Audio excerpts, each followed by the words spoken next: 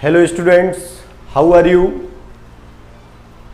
I hope you are well with your family members. Today I will teach you some critical problems related to chemical kinetics. आज हम लोग chemical kinetics से कुछ विशेष प्रकार की numerical problems को पढ़ेंगे।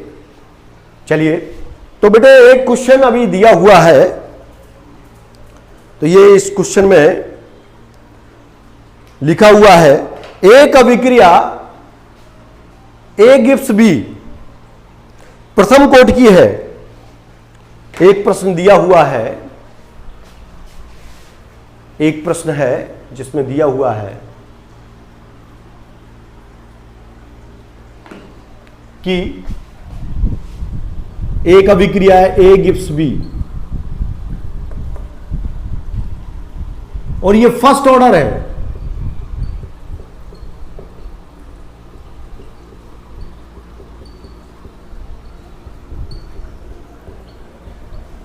ये जो है फर्स्ट ऑर्डर ऑफ रिएक्शन है।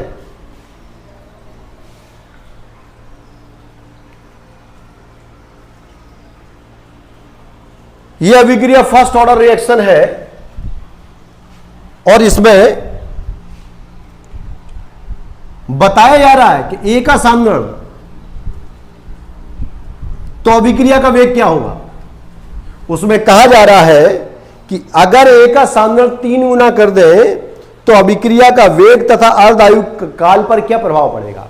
तो यह प्रश्न नीचे दिया हुआ है कि यदि ए का सामरण 3 गुना कर दें तो अभिक्रिया के वेग पर और अर्धायु काल पर क्या प्रभाव पड़ेगा। तो चलिए, चूंकि फर्स्ट ऑर्डर रिएक्शन है तो वेग का नियम का समीकरण क्या बनेगा, dx अपॉन dt बराबर के ए की पावर 1 लिखने का आशय यह है कि यह प्रथम कोटि की अभिक्रिया है, हमने लिख दिया dx अपॉन dt बराबर के ए की पावर 1। अब वो कह रहा है सामने 3 गुना किया जाता है,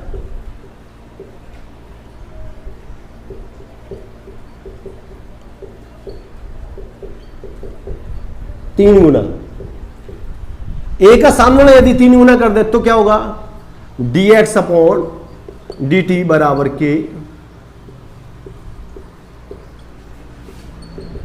यदि ए का सामने बराबर ए मान ले तब, ए का सामने ए मान लिया जाए तब क्या हो जाएगा, k बराबर dx अपॉन dt यानी रेट ऑफ रिएक्शन 3ka हो जाएगा।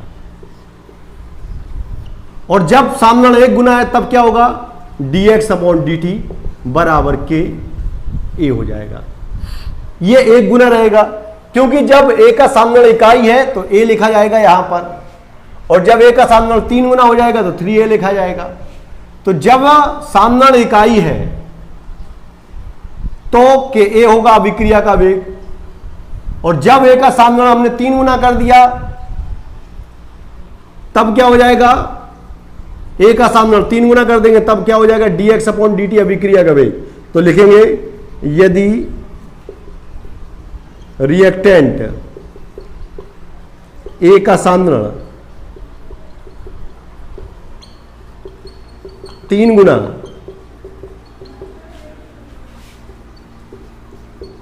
कर दिया जाए तो अभिक्रिया का वेग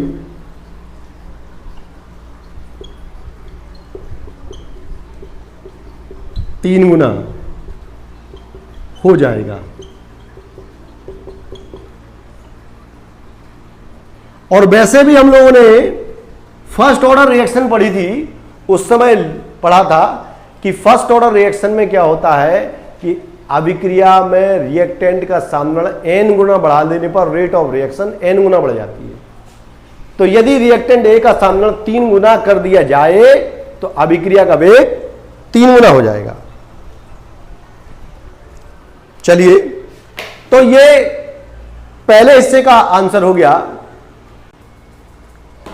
तो चलिए, तो अभी हम लोग रेट को देख रहे थे, यदि रिएक्टेंट ए का सामने 1 गुना है तब तो रेट इतना, जब रिएक्टेंट ए का सांद्रण 3 गुना कर देंगे तब रेट कितना हो जाएगा, इतना, यानी 3 गुना हो जाएगा। वही लिखा, यदि रिएक्टेंट ए का सांद्रण 3 गुना कर दिया जाए तो अभिक्रिया का वेग 3 गुना हो जाएगा। तो यह प्रश्न का पहला हिस्सा हो गया। अब प्रश्न का दूसरा हिस्सा कहता है कि अर्धायु काल पर क्या प्रभाव पड़ेगा। तो आप लोग जानते हो प्रथम कोटि की अभिक्रिया के लिए अर्धायु काल में क्या रिश्ता होता है, जो टी हाफ होता है प्रथम कोटि की अभिक्रिया के लिए टी हाफ ए की पावर 0, मतलब अर्धायु काल रिएक्टेंट के सांद्रण पर निर्भर नहीं करता। रिएक्टेंट का सांद्रण कुछ भी हो, हाफ लाइफ पीरियड फिक्स रहेगा। ठीक है, तो यदि ए का सांद्रण आप 3 गुना कर भी देंगे, ए का सांद्रण अगर आप 3 गुना कर भी देंगे तो अभिक्रिया के अर्धायु काल पर कोई प्रभाव नहीं पड़ेगा। तो यह प्रश्न का आंसर हो गया। तो इस प्रश्न में 2 हिस्से थे, दोनों का अर्थ समझा दिया गया है कि यदि रिएक्टेंट ए का सांद्रण 3 गुना कर दिए जाए, सांद्रण 3 गुना कर दिए जाए तो अभिक्रिया का वेग 3 गुना हो जाएगा। ठीक है, और उसके अर्धायु काल पर क्या प्रभाव पड़ेगा, अर्धायु काल पर कोई प्रभाव नहीं पड़ेगा, क्योंकि अर्धायु काल और प्रारंभिक सांद्रण में क्या संबंध होता है, रिएक्टेंट के सांद्रण में यह संबंध होता है। शून्य कोटि की अभिक्रिया के लिए अर्धायु काल रिएक्टेंट के सांद्रण के समानुपाती होता है, लेकिन प्रथम कोटि की अभिक्रिया के लिए अर्धायु काल रिएक्टेंट के सांद्रण की 0 की पावर के समानुपाती होता है। इसका मतलब कि अर्धायु काल रिएक्टेंट के सांद्रण पर निर्भर करता ही नहीं। चलिए अब हम लोग इसी के बाद क्वेश्चन नंबर 11 को देखते हैं। ओके, चलिए 0.74 NaH2O2 एक क्वेश्चन है। 0.74 NaH2O2, ये क्वेश्चन नंबर 11 है। तो 0.74 N H2O2 की उत्प्रेरक की उपस्थिति में विघटन कराने पर 45 मिनट बाद इस H2O2 का विघटन हो रहा है, और 45 मिनट के बाद सांद्रता क्या रह जाएगी, जबकि प्रारंभिक सांद्रता A ये दिया गया है, A माइनस एक्स वो फाइंड आउट करने को बोल रहा है, जबकि K का मान दिया गया है, K बराबर 4.448 इंटू 10⁻⁻² मिनट इनवर्स। ये K का मान दिया गया है इस प्रश्न में, और नॉर्मलिटी दी गई है H2O2 की, और विघटन करने पर 45 मिनट बाद इस H2O2 विलयन की नॉर्मलता क्या रह जाएगी। तो बेटे 45 मिनट के बाद ये जो H2O2 है इसकी नॉर्मलिटी अभी ये दी गई है 0.74 N, 45 मिनट बाद नॉर्मलिटी क्या रह जाएगी, वो A माइनस एक्स के आधार पे हम लोग निकाल पाएंगे। तो बेटे इसको, ये प्रश्न मुझे एक मेरे प्रिय विद्यार्थी ने मुझसे पूछा, तो मैंने थोड़ा सा हिंट किया था उसको। मैं चाहता हूं इसको वीडियो के माध्यम से उस तक भेजा जाए। तो इस प्रश्न में हमें दिया गया है, n दिया गया है। वास्तव में इसकी पहले रूपरेखा समझ लें, इस प्रश्न को हमें कैसे हल करना है। कि जो नॉर्मलिटी दी गई है उसको मोलरिटी में कन्वर्ट करेंगे। जब हमें मोलरिटी फाइंड आउट हो जाएगा तो फिर हम लोग एक इक्वेशन लगाएंगे, K बराबर 2.303 upon T log 10 A upon A minus x. आप देखेंगे इस इक्वेशन का इस्तेमाल करेंगे, K की वैल्यू आपको पता है, रख देंगे, T की वैल्यू पता है, रख देंगे, A की वैल्यू ये दिया है, ये नॉर्मलिटी में दिया है, तो इसको हम लोग बदल देंगे, काहे में, मोलरिटी में चेंज कर देंगे। क्योंकि हम लोग जहां तक रेट ऑफ रिएक्शन या किसी अभिक्रिया के वेग को बताने के लिए मोल प्रति लीटर प्रति सेकंड का इस्तेमाल करते हैं, नॉर्मलिटी का इस्तेमाल नहीं करते। तो नॉर्मलिटी का अगर प्रयोग करेंगे तो कुछ प्रश्नों में परेशानी हो सकती है, लेकिन कुछ प्रश्नों में आंसर आ भी सकता है, क्योंकि कहीं कहीं नॉर्मलिटी मोलरिटी सेम होती है और कहीं कहीं नॉर्मलिटी और मोलरिटी सेम नहीं होती है। तो इस भ्रम में ना पड़े, हम लोग मोलरिटी का इस्तेमाल करेंगे, नॉर्मलिटी को कन्वर्ट करेंगे मोलरिटी में, मोलरिटी को यहां रखेंगे और a माइनस एक्स जो होगा उसको निकालेंगे। जब हम लोग a माइनस एक्स को फाइंड आउट कर लेंगे तब हम उसको तरीके से मोलरिटी को फिर से नॉर्मलिटी में कन्वर्ट करके आंसर में सर्च करेंगे। तो बेटे ये इसके बाद जब हम इससे हम फाइंड आउट कर लेंगे a माइनस एक्स, तो ये है a minus x anti log लेना पड़ेगा, तब ये a माइनस एक्स आएगा एंटी लॉग लेने पर। जब ये a माइनस एक्स आ जाएगा तो ये मोलरिटी में होगी, इसको फिर से नॉर्मलिटी में बदल देंगे और ये हो जाएगा आंसर। तो बेटा इतना हमें करना है इस प्रश्न में। थोड़ा सा ये उलझाने वाला प्रश्न था, कभी बोर्ड में ऐसा पूछा तो नहीं गया है, लेकिन हमें तैयारी करते रहना चाहिए कि ये प्रश्न परीक्षा में पूछा जा सकता है। तो ध्यान रखें, हमें नॉर्मलिटी दी गई है, नॉर्मलिटी को हम कन्वर्ट करेंगे मोलरिटी में। जैसे ही मोलरिटी में कन्वर्ट कर देंगे वो हो जाएगा a, क्योंकि ये जो लिखा हुआ है ये a की वैल्यू है और निकालनी क्या है हमें a माइनस एक्स। तो बेटे मोलरिटी में कन्वर्ट करने के बाद इसके बाद इसको सॉल्व करेंगे। चलिए तो आइए, ये हमने प्रश्न की एक रूपरेखा समझी हुई है, अब हम इसको कैसे फॉलो करते हैं आइए देखते हैं। तो चलिए आइए बात करते हैं, इस प्रश्न में नॉर्मलिटी दी गई है, n बराबर दिया है 0.74 n, ये हाइड्रोजन पर ऑक्साइड की नॉर्मलिटी है, नॉर्मलिटी ऑफ H2O2, और इसको अपन लोग चेंज करेंगे। कैसे चेंज करते हैं, n upon m is equal to अणुभार बटे तुल्यांकी भार।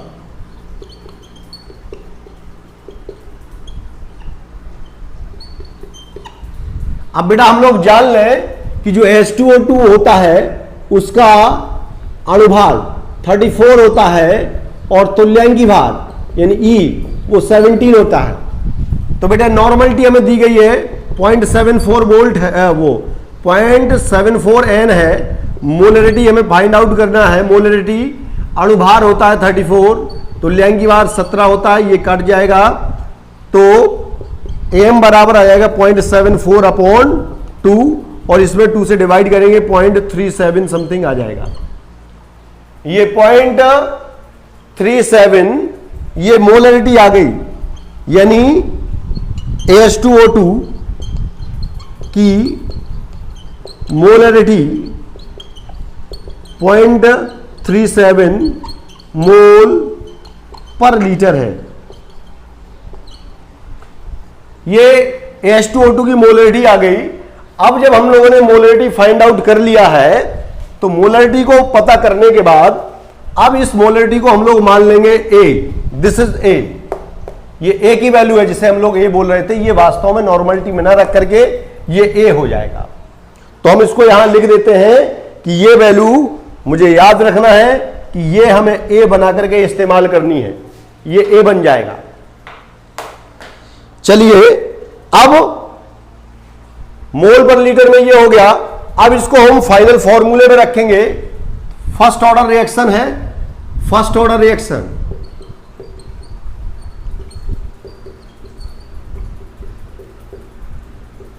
फर्स्ट ऑर्डर रिएक्शन के लिए क्या होता है, K बराबर 2.303 upon T log 10 A upon A minus x.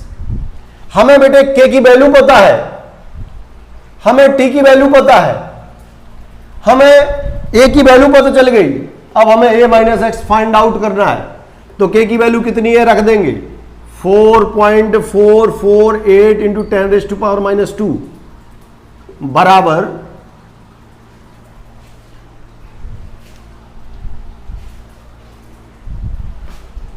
4.448 into 10⁻⁻² बराबर 2.303 अपॉन T की वैल्यू 45 है और log 10 A की वैल्यू ये फाइंड आउट हो गई है 0.37 और A माइनस एक्स पता करना है आपको। तो बेटे इसको सॉल्व करेंगे तो ये क्रॉस मल्टीप्लीकेशन में यहां भेज देते हैं और ये पॉइंट माइनस की पावर 2 लगा, इसको यहीं एडजस्ट कर लेते तो हो जाएगा 0.04448 इंटू 45 अपॉन 2.303। ये क्रॉस मल्टीप्लीकेशन में नीचे आ गया, 45 ऊपर भेज दिया, is equal to log 10.37 upon a minus x.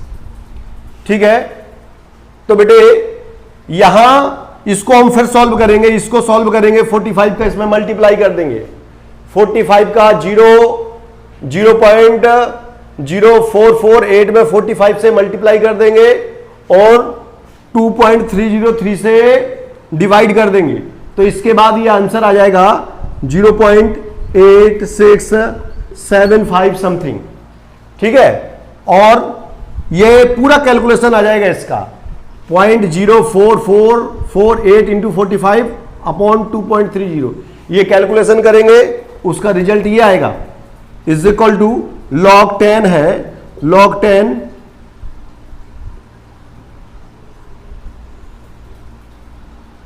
0.37 minus log a minus x. ठीक है बेटे, ये log 0.37 की वैल्यू आपको लॉग टेबल में देखनी पड़ेगी। log 0.37 मैं यहां लिख दे रहा हूं, log 0.37 की वैल्यू जो है वो नियर अबाउट आएगी माइनस 0.431। ये log 0.37 की वैल्यू हो गई, वो वैल्यू log 0.37 की वैल्यू यहां रख देंगे, तो ये 0.8675 ये वैल्यू आ जाएगी minus 0.431 minus log a minus x. ये नेगेटिव वैल्यू इधर आई जुड़ जाएगी, तो ये हो जाएगा 0.8675 plus 0.431 minus log a minus x. अब बेटे ये जो वैल्यू है इसका टोटल कर देंगे, तो इसका टोटल करेंगे तो लगभग आ जाएगा,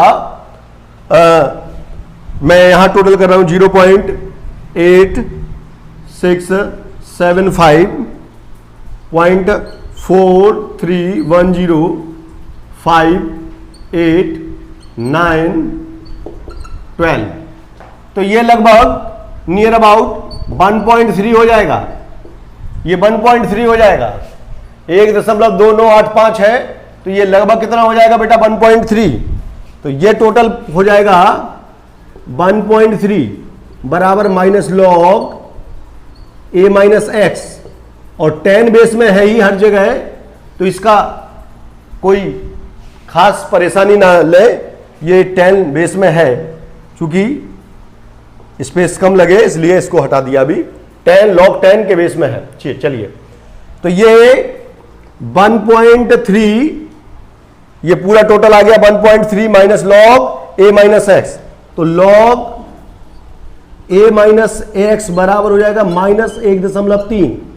अब इसका a माइनस एक्स की वैल्यू निकालेंगे तो a माइनस एक्स बराबर हो जाएगा anti log of minus 1.3। Minus 1.3 का एंटी लॉग निकालना पड़ेगा, एंटी लॉग ऑफ माइनस 1.3। चलिए, अब इसका एंटी लॉग निकालना पड़ेगा, जो एंटी लॉग आएगा वो a माइनस एक्स की वैल्यू होगी, लेकिन वो वैल्यू किस में होगी, मोलरिटी में होगी, उसको फिर बाद में हम लोग नॉर्मलिटी में कन्वर्ट करेंगे। अब क्या करेंगे इसको, अब एंटी लॉग निकालना है, और एंटी लॉग किसका निकालना बेटे, एंटी लॉग निकालना हमें माइनस 1.3 का।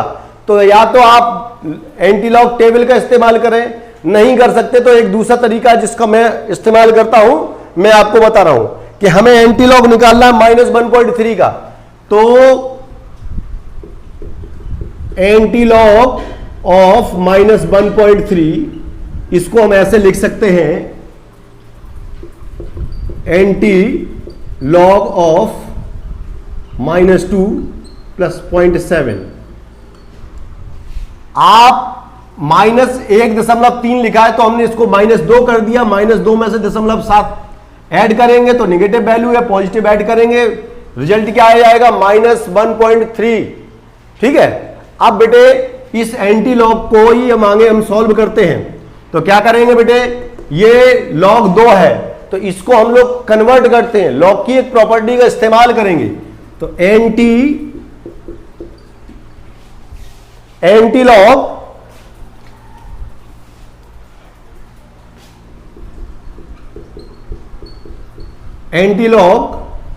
ये -2 लिखा है, अगर इसमें log का मल्टीप्लाई करेंगे तो क्या कर देंगे, log 10⁻⁻2 प्लस, अब ये log में 0.7 मान log 5 की वैल्यू होती है, ये बात भी आप नोट करके रखें या log टेबल का इस्तेमाल करके देखें, उसमें log 5 की वैल्यू 0.69 समथिंग होती है, 7 लिख सकते हैं आप।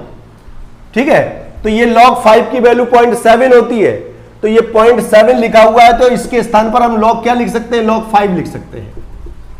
ये बात समझ लीजिए, ये बात समझना बहुत जरूरी है। अगर हमको log पढ़ना है या ऐसे प्रश्न जिनमें log का इस्तेमाल होता है, अगर हम इस तरीके से नहीं जानते तो परेशानी हो जाएगी, सवाल हमारा यहीं आकर के रुक जाएगा, इसके बाद आगे हल नहीं होगा। आगे हल नहीं होगा मतलब आंसर की प्रॉब्लम रहेगी। विद्यार्थी क्या समझेंगे, यही आंसर है बस, और उसको समझ लेंगे कि जो बुक में आंसर दिया वो गलत है। लेकिन ऐसा नहीं है, आप इसको चेंज करेंगे एंटी लॉग में। और एंटी लॉग कैसे चेंज करते हैं इसको मैं बता रहा हूं, फिर कभी जरूरत पड़ेगी तो हम इस संबंध में कुछ वीडियो आपको दे सकते हैं।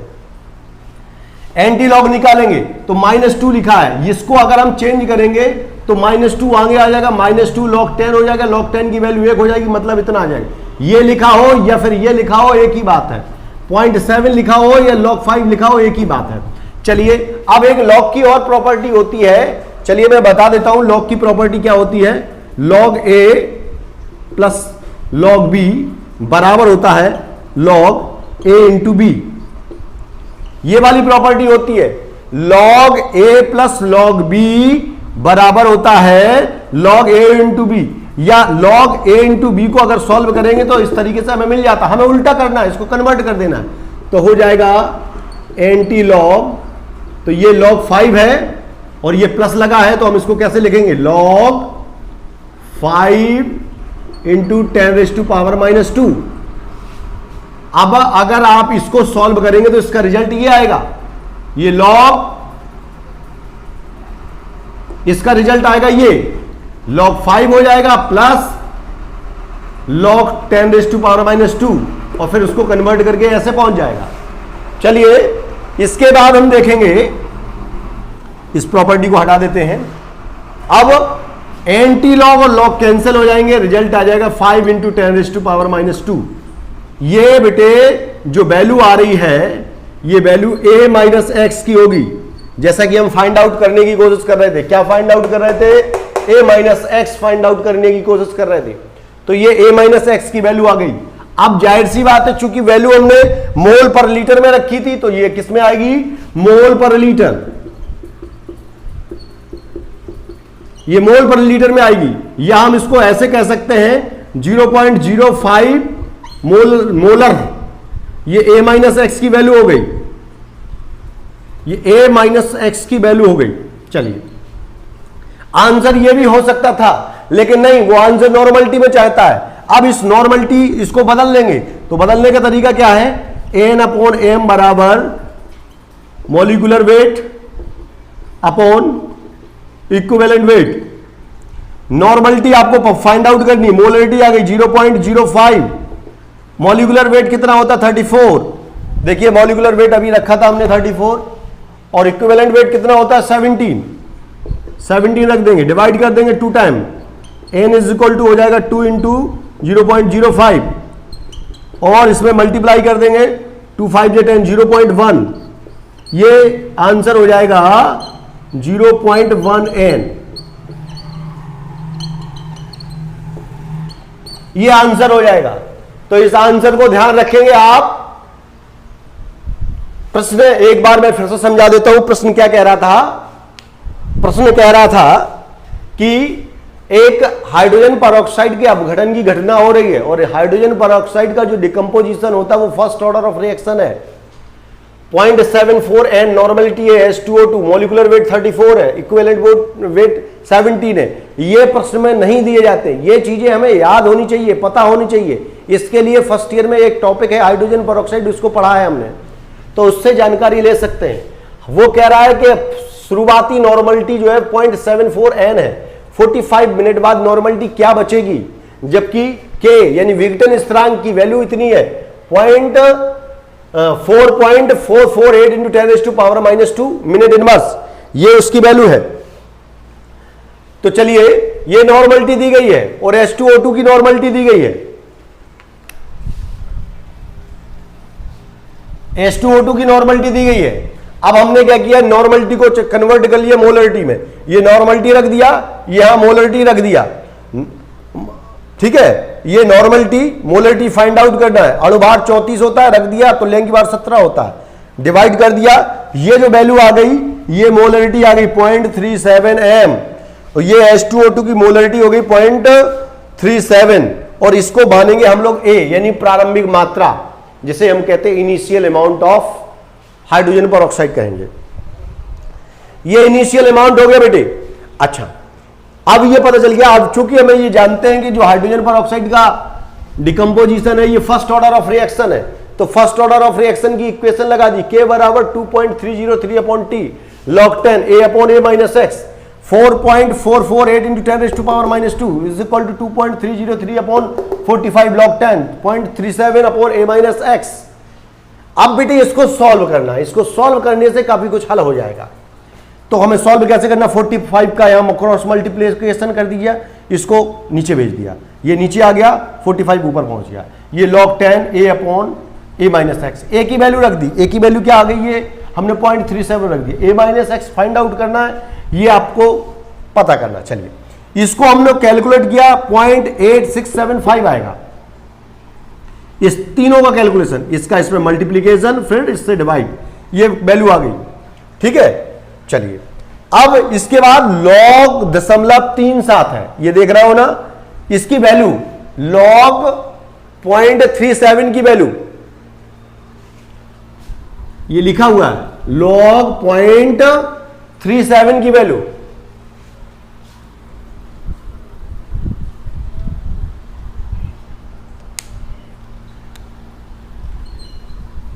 log 0.37 log 0.37 की वैल्यू लिखी हुई है, ये हम रख देंगे। माइनस में आएगी वैल्यू -0.431, हमने रख दिया -0.431, उसको ट्रांसफर करके इस तरफ लाएंगे तो निगेटिव वैल्यू यहां आकर के पॉजिटिव हो जाएगी और आंसर आएगा 1.3, इन दोनों का टोटल 1.3। इधर माइनस log A-X है, अब log A-X माइनस को ट्रांसफर कर दिया, -1.3 हो गया, A-X बराबर हो जाए एंटी लॉग ऑफ -1.3। अब -1.3 का एंटी लॉग निकाला, एंटी लॉग ऑफ -1.3 को हम लोग कैसे लिखा, -2 + 0.7, एंटी लॉग ऑफ, इसको सॉल्व किया, -2 है तो उसको इस रूप में लिख सकते हैं, ये 0.7 log 5 की वैल्यू होती, log 5 की वैल्यू होती है तो वो रख दिया, ठीक है। अब बेटे इसको सॉल्व किया तो इसको हमने फिर प्रॉपर्टी हमने बताई क्या होता है, log A इंटू बी को कैसे लिखते हैं, log A + log B। तो ऐसे ही इसको हमने मान लिया log B और ये log A हो गया। तो अगर हम इसको चेंज कर दें तो क्या हो गया, log 5 इंटू 10⁻⁻² हो गया। ये आप लोग समझते हैं, अभी हमने आपको बोर्ड पे बताया था। इस प्रकार से A-X की वैल्यू हो गई 5 इंटू 10⁻⁻² मोल पर लीटर, यानी ये मोलरता आ गई है। अब इस मोलरता से काम नहीं चलेगा, आंसर को हमें नॉर्मलिटी में देना है, तो इसको मोलरिटी को हम लोग चेंज कर देंगे, N/M, जैसे पीछे किया था वही यहां करना है, N/M बराबर mole molecular weight upon equivalent weight. इसको सॉल्व करेंगे, मोलरिटी आ गई आपके पास 0.05, ठीक है, और ये वैल्यू रख दी, 34 अणुभार होता है, 70 तुल्यांकी भार होता है, सॉल्व कर दिया तो ये आंसर आ जाएगा नॉर्मलिटी 0.1। ये आंसर हो गया इसका, इस प्रश्न का। तो इसको अच्छे से देख लीजिए, इसका स्क्रीनशॉट ले लीजिए और अपनी बुक में नोट कर लीजिए।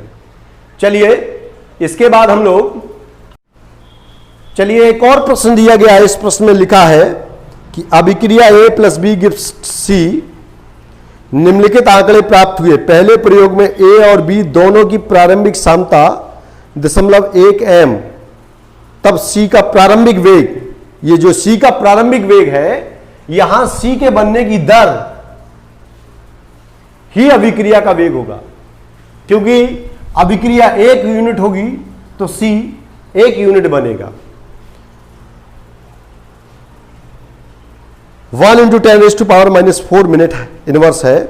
दूसरे प्रयोग में ए और बी की प्रारंभिक सामता क्रमशः 0.1 एम और 0.3 एम है, तब प्रारंभिक वेग 9 × 10⁻⁴ मोल प्रति मिनट है।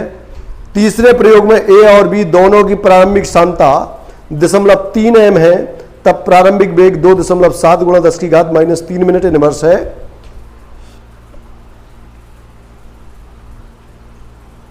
इस अभिक्रिया का वेग नियम लिखना है, अभिक्रिया का विशिष्ट वेग स्थिरांक भी लिखना है। तो बेटा ऐसे प्रश्नों के लिए हमें एक टेबल बना लेनी चाहिए, जिससे प्रश्न ठीक से क्लियर हो जाता है कि हमें करना क्या है। ये हमने टेबल बना लिए, ये प्रयोग लिखे हैं, पहले प्रयोग में क्या हो रहा है, दूसरे प्रयोग में क्या हो रहा है और तीसरे प्रयोग में क्या हो रहा है। वो कह रहा है कि पहले प्रयोग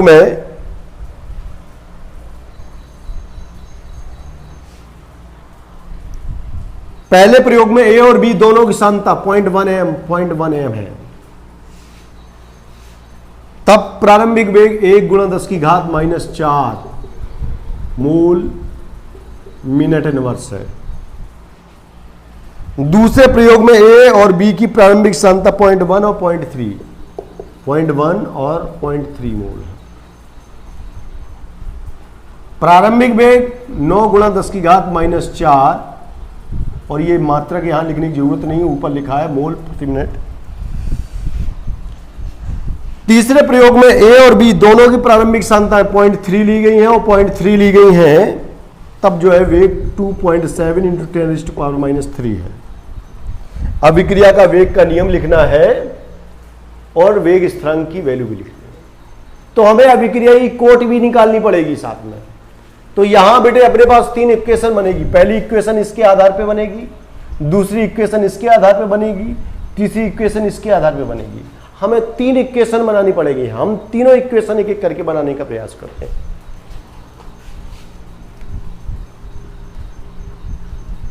सबसे पहले हम लोग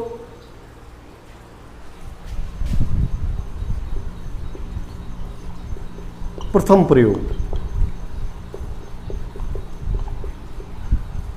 प्रयोग में क्या हो जाएगा, dx/dt बराबर के a की पावर m और b की पावर n, और वेग ये दिया गया है dx/dt, तो कितना दिया है 1 × 10⁻⁴ के a का सामने कितना है, इतना की पावर m।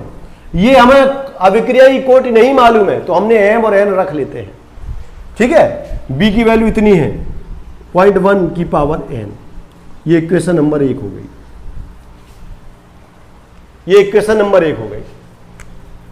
अब द्वितीय प्रयोग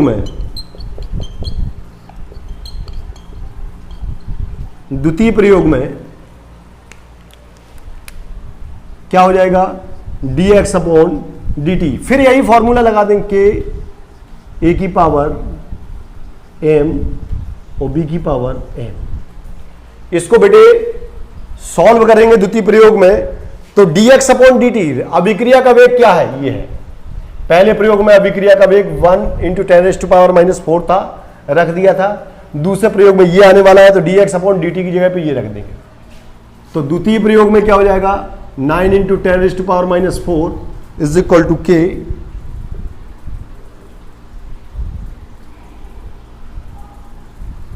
एक ही जगह पे हमें अब ये सामने रखना है 0.1 की पावर m, और b की जगह पे ये सामने रखना है 0.2 की पावर n।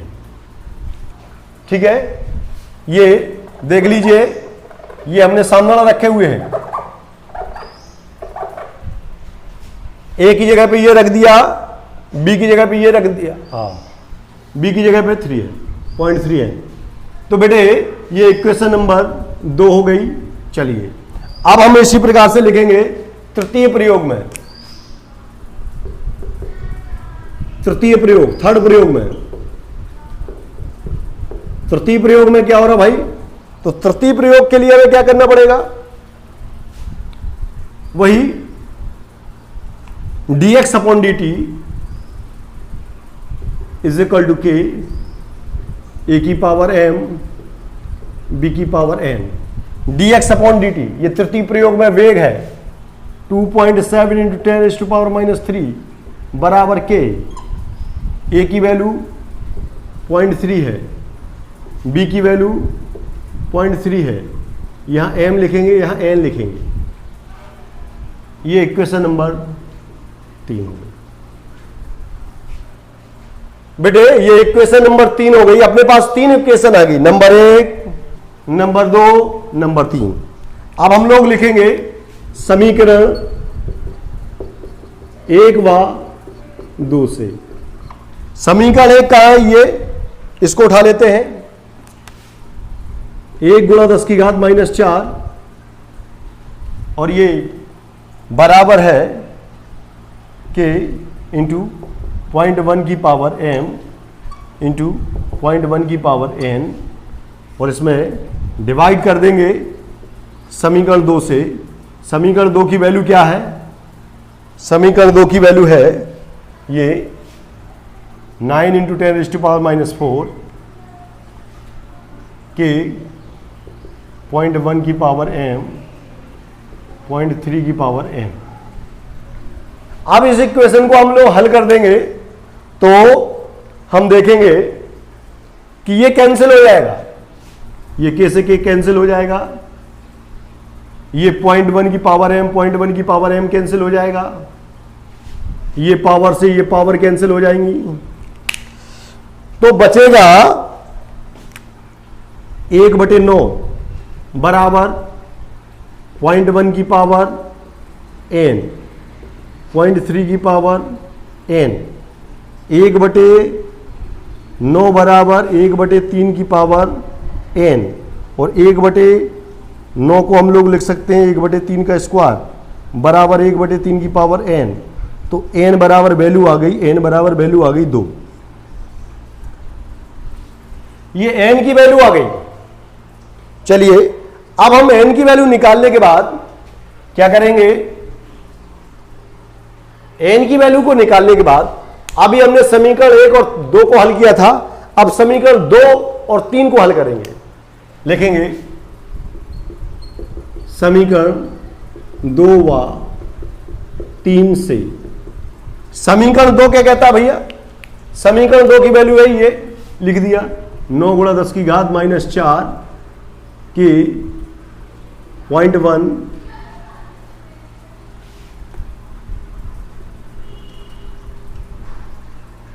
के 0.1 की पावर m अपॉन 0.3 की पावर n अपॉन ये समीकरण 3 है 2.7 इंटू 10 टू पावर -3।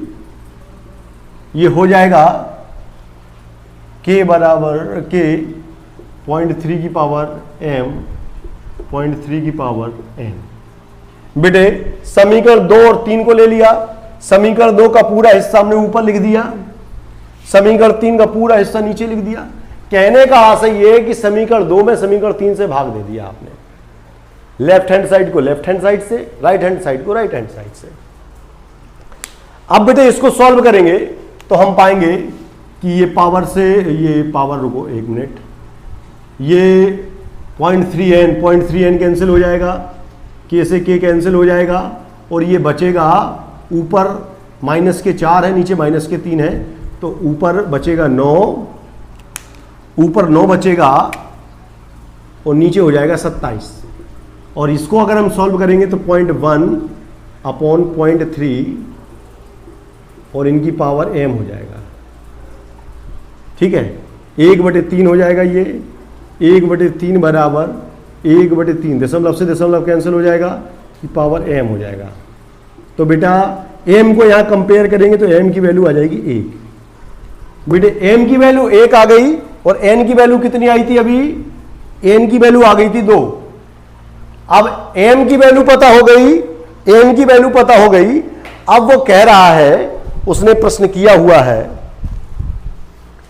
प्रश्न देखें, उसने लिखा हुआ है कि इस अभिक्रिया का वेग नियम लिखना है। वेग नियम, रेट लॉ,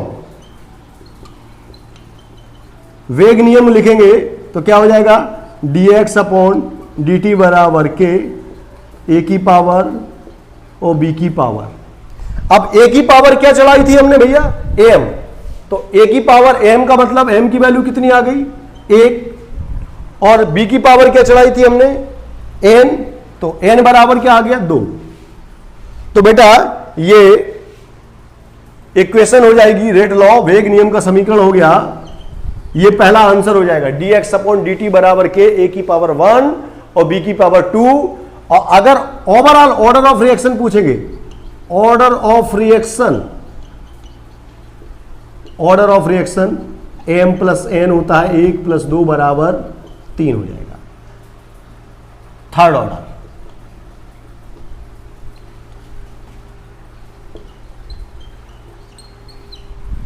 थर्ड ऑर्डर हो जाएगा, अभिक्रिया ई कोड 3 हो जाएगी।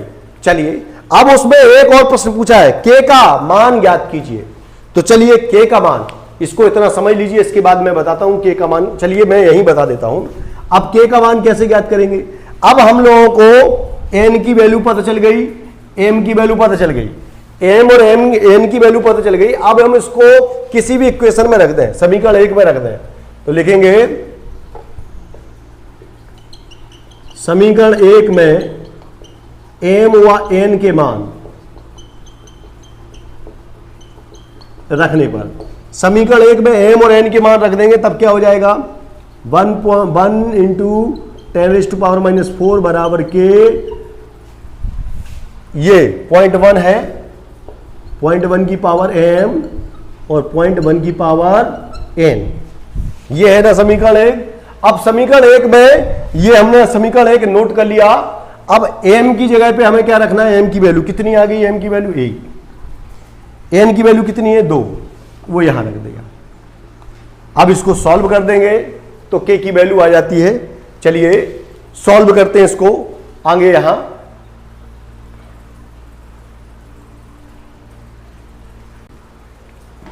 चलिए इसको आगे मैं यहां सॉल्व करता हूं। तो बेटा ये आ गया। तो अब इस वैल्यू को हम लोग यहां सॉल्व कर रहे हैं, तो ये वैल्यू आ जाएगी k बराबर 1.0 × 10⁻⁻4 अपॉन 0.1 × 0.1 की पावर 2। तो k बराबर 1 × 10⁻⁻4 0.1 × 0.1 × 0.1। इसको सॉल्व करेंगे तो 1 × 10⁻⁻4 ये आ जाएगा और नीचे हो जाएगा 1 × 10⁻3। तो k का मान आ जाएगा,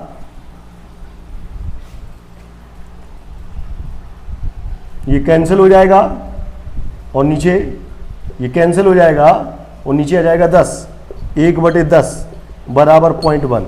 तो k का मान हो जाएगा 0.1। इस प्रकार से इस प्रश्न के लिए k का मान भी कैलकुलेट कर लिया। तो मैं एक बार प्रश्न को हल्का सा और समझा देता हूं।